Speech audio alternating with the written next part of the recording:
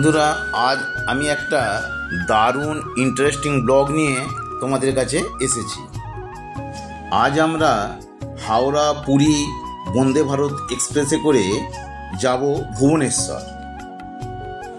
হাওড়া থেকে 6:10 বন্দে ভারত মানে হাওড়া পুরী বন্দে ভারত এক্সপ্রেস ছাড়বে। হাওড়া পুরী বন্দে ভারত সাধারণত নিউ প্ল্যাটফর্ম থেকে অর্থাৎ 21-22 নম্বর প্ল্যাটফর্ম থেকে ছাড়ে। 3রা আগস্ট 2024 আমরা ভুবনেশ্বর গিয়েছিলাম, কিন্তু 6:10 বন্দে ভারত ছাড়ার কথা। তোমরা টাইম টেবিলটা দেখে নাও, এখনও পর্যন্ত প্ল্যাটফর্মে বন্দে ভারত এক্সপ্রেস এসে পৌঁছায়নি।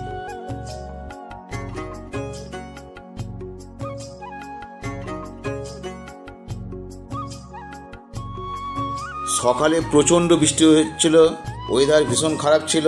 প্রায় 1 ঘন্টা পরে বন্দে ভারত এক্সপ্রেস হাওড়া স্টেশনে দিল।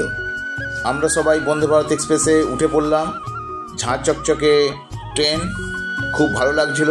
আমার প্রথমবার বন্দে ভারত এক্সপ্রেসে জার্নি, তাই খুবই ভালো লাগছিল। 6:10 জায়গায় 7:10 আমাদের ট্রেনটি ছাড়লো। ট্রেনটি ছাড়লো সঙ্গে সঙ্গে আমাদের একটা করে খবরের কাগজ এবং মিনারেল ওয়াটার 1 বোতল করে দিয়ে দিল। তোমরা বাংলা, ইংরেজি এবং হিন্দি 3 ধরনের খবরের কাগজ এখানে পাবে।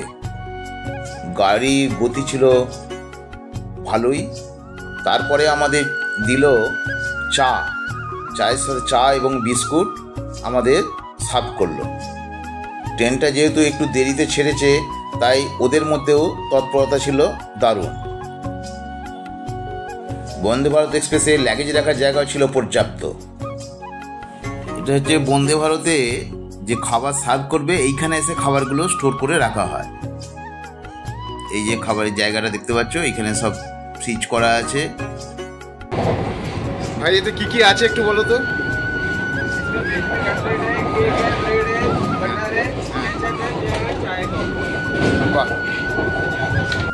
চায়ের পর আমাদের ব্রেকফাস্ট দিয়ে চলে গেল।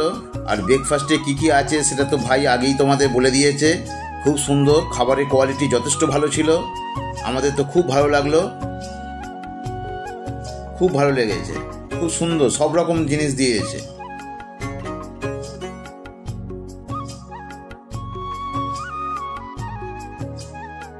বন্দে ভারতের বাথরুমটাও ছিল খুব সুন্দর। এই দেখো বাথরুমটা তোমাদের একটু দেখিয়ে দিচ্ছি। খুব সুন্দর বাথরুম।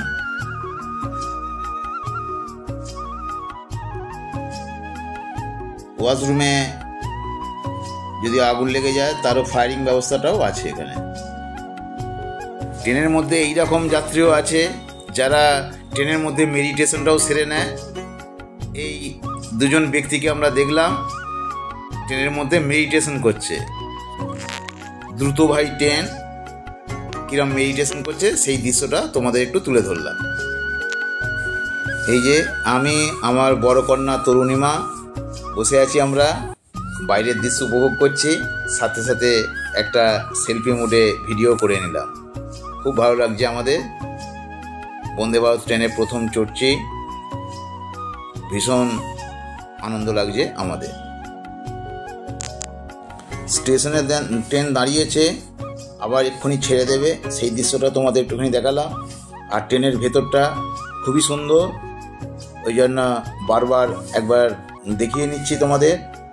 খুব ভালো লাগছে আমাদের।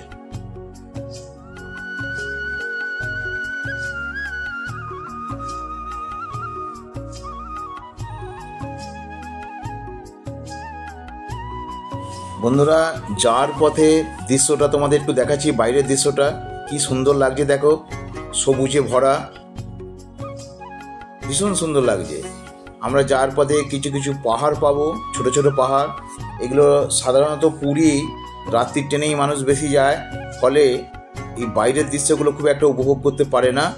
কিন্তু এখন এই বন্দে ভারত বা ধৌলি ট্রেনেতে গেলে এই জিনিসগুলো উপভোগ করা যায়। এই বাইরের দৃশ্যগুলো কি সুন্দর লাগছে তোমরা একটু দেখে নাও।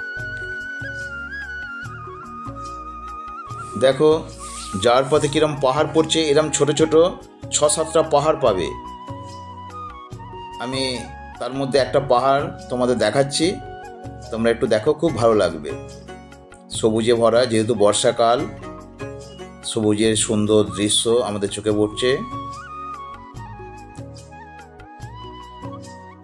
কি আনন্দ, আকাশে বাতাসে, খুব ভালো লাগছে আমাদের।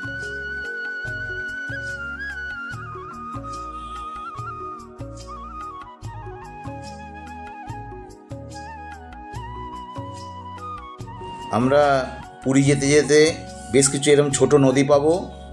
এই নদীগুলো আমাদের পার হতে হবে, খুব সুন্দর লাগছে।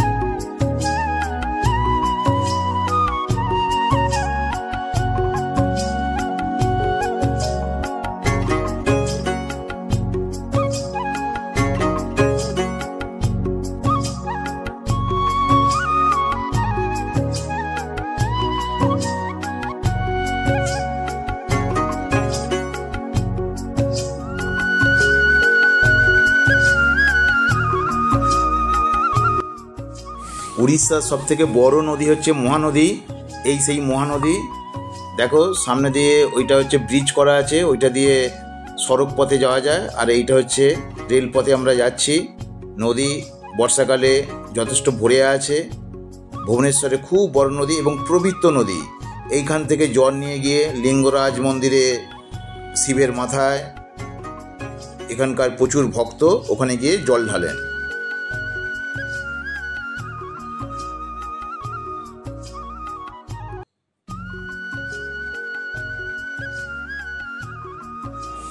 এবার আমরা ভুবনেশ্বরে নামবো। এই দেখো, এবার আমরা গেটের সামনে দাঁড়িয়েছি। বন্ধুরা, আজকের ভিডিওটা এই পর্যন্ত। যদি তোমাদের ভিডিওটা ভালো লাগে তাহলে অবশ্যই লাইক, শেয়ার ও সাবস্ক্রাইব করে দিও। আর ভিডিওটা কেমন লাগলো অবশ্যই কমেন্ট করে জানাবে।